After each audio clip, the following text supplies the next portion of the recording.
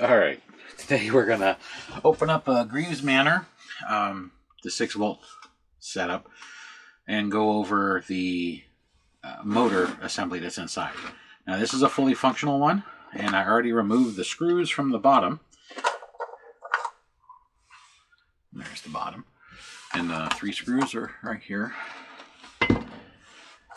But this is the barrel type, which is common on most of the 6 volts, Dr. Tingle's,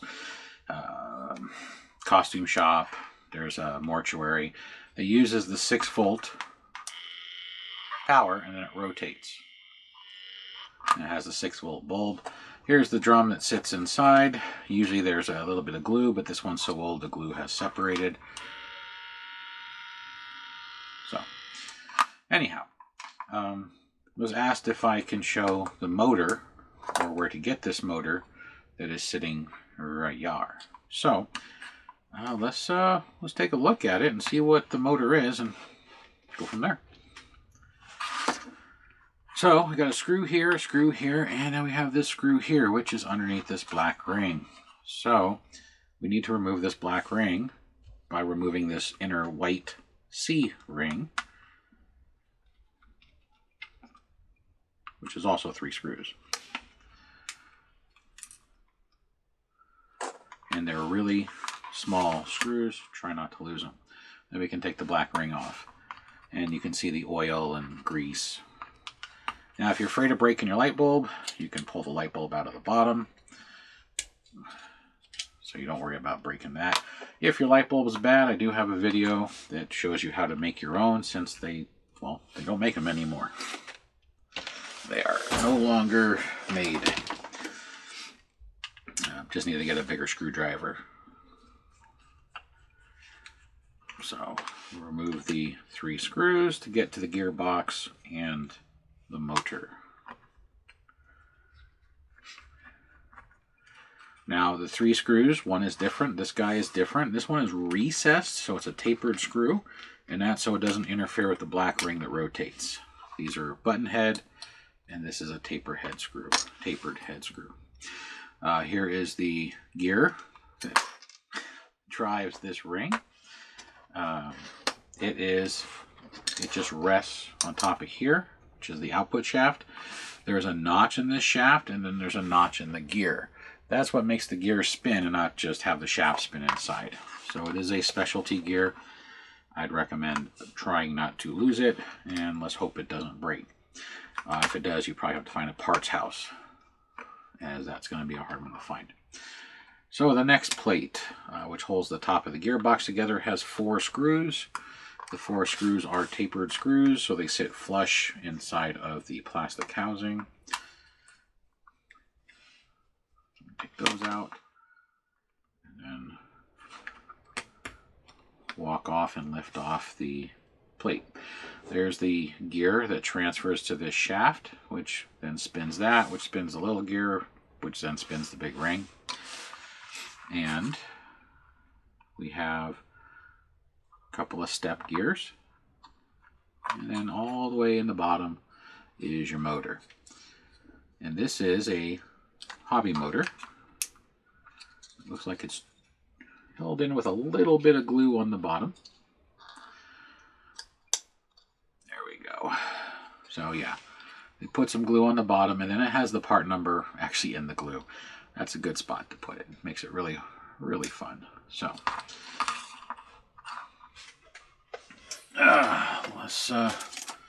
let's see if I can clean off some of this glue, and I can read a part number to you. It is a standard hobby motor, so it's not too terribly difficult to find.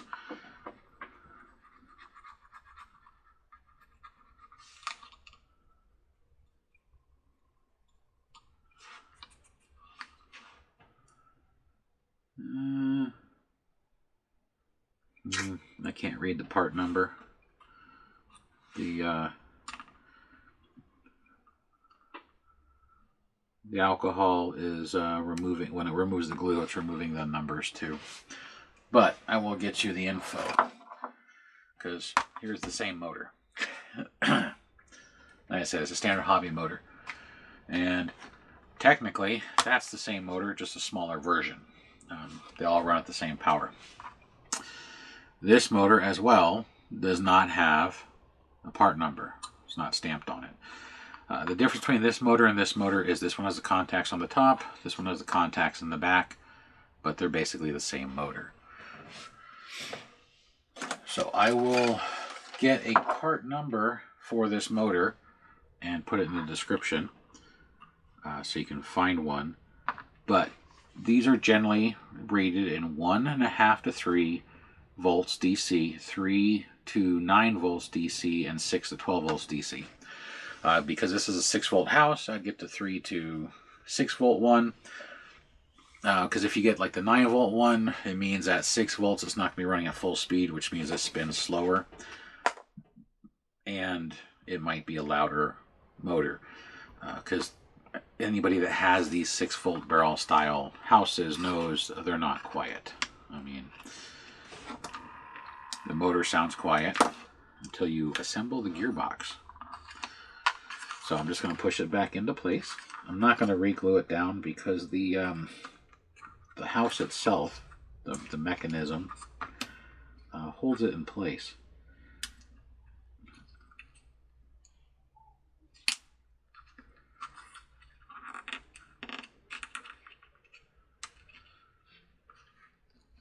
There we go.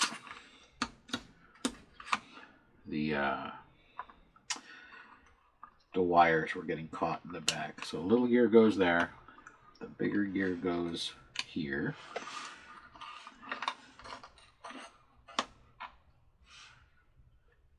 And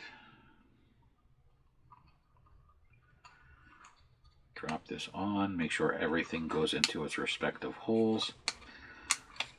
You do not want to put this on wrong and break one of the gears or pinch a gear if you can avoid it.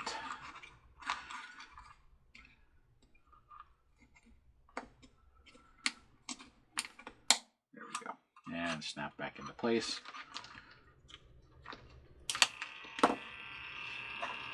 You can hear how loud it is now.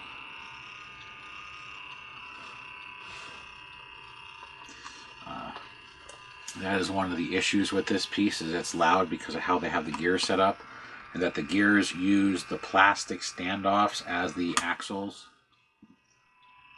and it means it transfers more of the energy.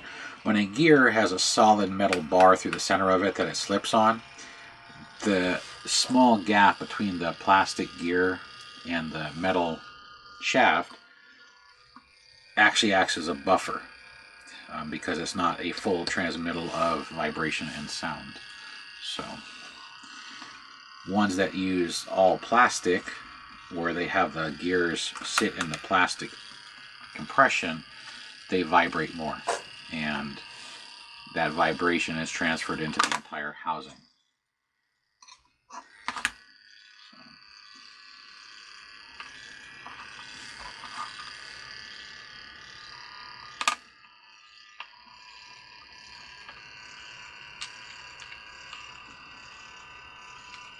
Now, you can re-lubricate this with grease if you need to. New grease will quiet it a little bit. I'd recommend a fine grease. When you buy grease, they have different viscosities, and depending on your application, if you if you put automotive grease in here, it'd be too thick and it would stop turning. Go to a hobby store and get some hobby grease, like they use on remote control cars, not the high-end ones that are 80-mile-an-hour cars. They usually have a little thicker lubrication. The grease they use on model trains, as an example, works fine. It's usually a lithium or silicone grease. Do not use oil. 3-in-1 oil, household oil, things like that. A lot of times the chemical in the oil, the petroleum parts of the oil, will actually damage the plastics. Also, the biggest failure of motors, not this style motor that are sideways, the long, but the pancake motors, is lubrication getting inside of the actual windings and shorting them out. And that's because the grease gets hot. So if we can prevent liquidy material from getting inside the motors, that would help. so that's why we use grease. But unfortunately, grease gets hot, and the biggest time it happens when you store your piece into a shed, as an example, during the summer especially, it causes the grease to liquefy and then run inside. If you do store your units and you have an issue or you've shorted out motors, store the units where the motors are above the grease. So like on a Roundup or Ghost Around or the Christmas version, which I can never remember the name of, when those are put away, they're stored on their side because the box is rectangular and it's stored on its side. And when you store it on its side, the grease runs down into the lifting arm and fills the motor with oil. Put the box flat like it would be displayed where it lifts up and down, and if it gets greasy, the oil runs away from the motor, or the grease runs away from the motor. So, but there it is. I'll get you the hobby motor part number. I think all my hobby motors are the same. There's no part numbers on them. That's pretty typical.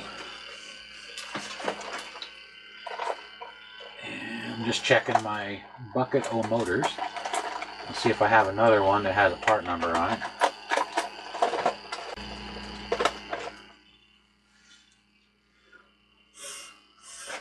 It does not. Let's see.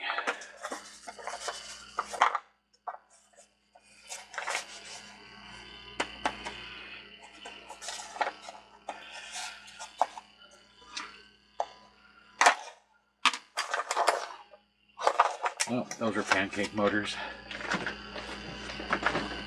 So you'll have to read the description. Sorry, because it looks like the majority of my motors I have are the pancake style. I have a couple of the other ones, but they don't have numbers on them. And they're not in their original packaging anymore, so I can't give you a part number verbally. But by the time this video goes up, it will be in the description, so that way you can just read the part number below. I'll even link to it so you can find the correct motor that looks like that fits in these. This is what's normally used in all of the 6-volt lighted houses and a couple of the 9-volt houses, because again, it's a 6 to 9-volt setup. So you can run 9 volts to that motor and it'll still work. If you run 9 volts to this unit and this one, you'll burn out the light, because this light's only rated to handle like 7 volts, and that's it. Speaking of light, let's pop that thing back in. You can see. Noisy, but functional. And I do find if you have it on a foam mat, here it's louder, quieter, it'll absorb some of the sound, the vibration. So, anyhow, quick video. And in the description below will be the motors. If I find a couple of different styles, I'll put them in there, because sometimes you want this to spin faster. You can get a higher RPM motor, it spins quicker. And then there's sometimes you want to spin slower, and you get a lower RPM motor and it spins slower, of course. So I'll try and find the OEM one, and then if I find one that's maybe a little bit quicker, because maybe you want that to spin quicker, or you have a different house that uses the same motor and it needs to spin faster, because a lot of these older pieces from early 2000s use this motor more than those flat pancake motors. So you'd have a lot of 2000 through 2006 time, maybe 2008, that are going to use these standard hobby motors versus the new flat pancake hobby motors. So, but yeah, that should do it for now. Till the next one. Hopefully this helps if you have a 6-volt house that needs a motor, how to open it up. Try not to lose any of those little dinky screws or that black tooth gear. If yours is black, I think my other house is a white tooth gear.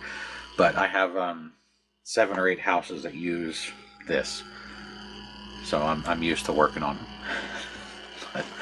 But anyhow, thanks for watching. Till the next one.